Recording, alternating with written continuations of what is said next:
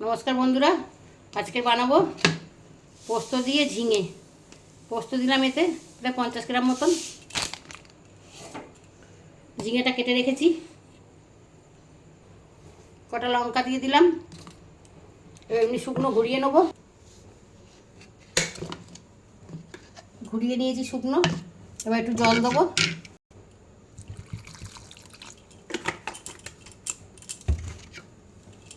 এবার এটা পেস্ট করে নেব। পেস্ট করার আগে আমি কড়াই তেল দিয়েছি। কালো জিরে দেবো। কালো জিরে দিয়ে দিলাম।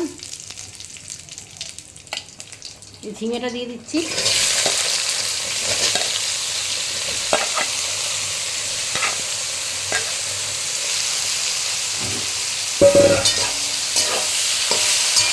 এতে এক ফোঁটাও জল দেবো না, এই ঝিঙেতে জল বেরোবে।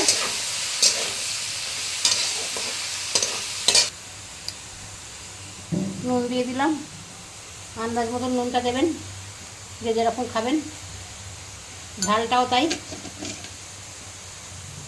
সামান্য হলুদ দেবো, সামান্য সামান্য হলুদ। আগে পোস্তর গন্ধটা চলে যায় হলুদ বেশি দিলে।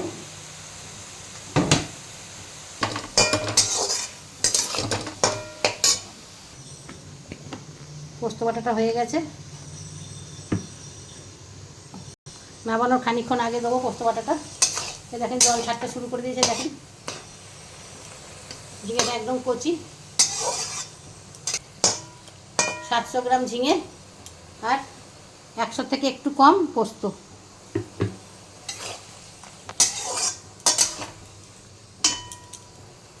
হয়ে গেছে।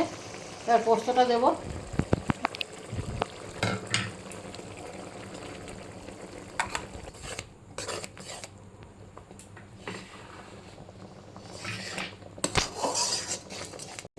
হয়ে এসছে। যে যেরকম খাবেন, যদি কেউ শুকনো শুকনো খেতে চান শুকনো শুকনো নামাবেন, কেউ ঝোল ঝোল খেতে চান এতে জল একদম দিতে হবে না, ওই ঝিঙের জলই ঝোল ঝোল খাবেন। এটা ভাত, রুটি, পরোটা সবার সঙ্গেই যায়। খেতে খুব সুস্বাদু হয়। যে যেরকম ঝালটা খাবেন সেরকম ঝালটা দেবেন। আমি এরকমই নামাবো। হয়ে গেছে বন্ধুরা।